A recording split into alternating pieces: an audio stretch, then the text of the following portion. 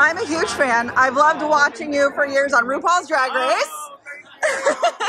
And when I saw you were choreographing this series, I was like, oh my gosh, what is he going to do? And I've gotten to see the first 5 episodes. Oh, cool. I'm special. 8. And I love how you have managed to combine modern dancing with a little bit of old school thrown in there. So I want to know your process of coming up with all the choreography. Well, you know, the original Grease is the Word, the song, is actually a disco song. So so that was the 70s interpreting the 50s. And so now I felt like we're 2022, 2023.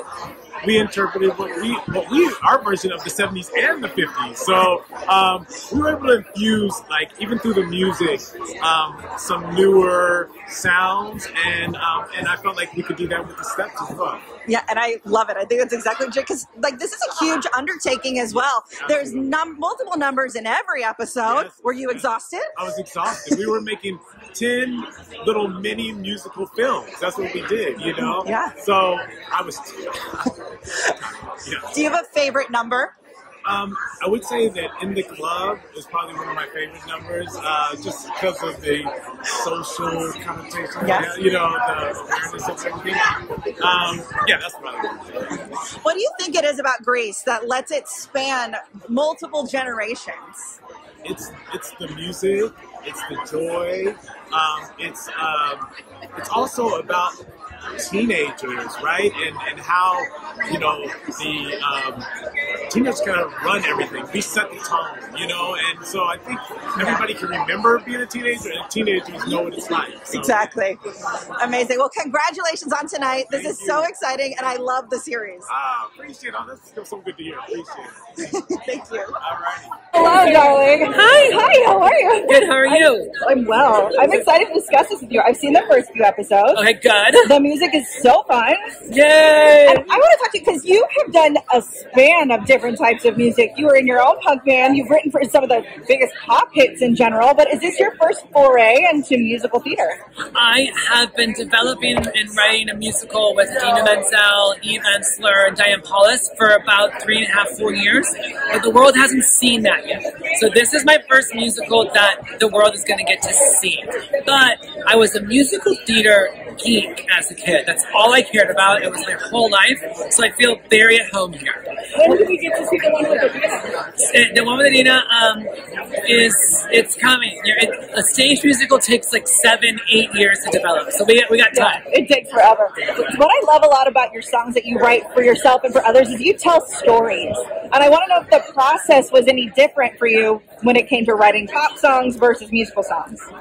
First of all, thank you. You're welcome. Yes, I consider myself, I do many things, but mainly I consider myself a lyricist. And so to make sure the lyrics are telling a little bit deeper stories in pop music is always important to me. But for the most part in pop music, you're living in one feeling for 3-ish minutes, you know? And in a musical, it could be a conversation. It could be a character feels one thing at the beginning and feels something completely different at the end.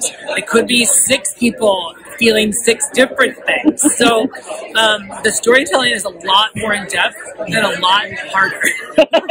Was there a song that you are the most proud of?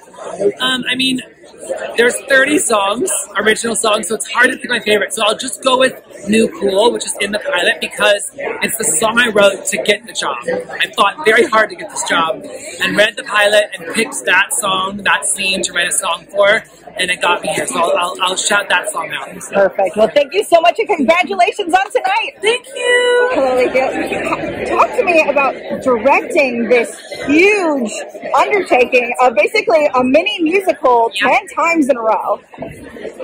Well, undertaking this huge musical was a joy.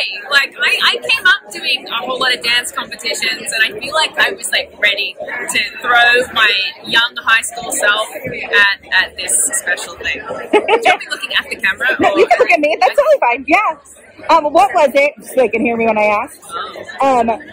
What were the challenges that you came across doing this?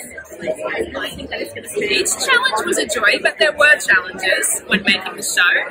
One of them was even just teaching our beautiful young contemporary cast how to work with 50s boys. Like how people moved differently, they spoke differently, they articulated differently. And we really wanted to capture that in our show. Yeah. And it was really, there were some fun challenges like teaching the kids how to use a telephone, how to use a payphone. Like Josette, who plays Dot at the drive-in, she didn't know when to put the coins in and when to dial, and she just started going for it in the scene, and I had to call cut. And I was like, oh no, this is how you do it. It made me feel very old, but no, it was fun. And obviously another big challenge was the magnitude of it, right? We really wanted to attack it and make it as premium as possible. So that took a lot of care and a lot of people focusing very hard on making everything immaculate.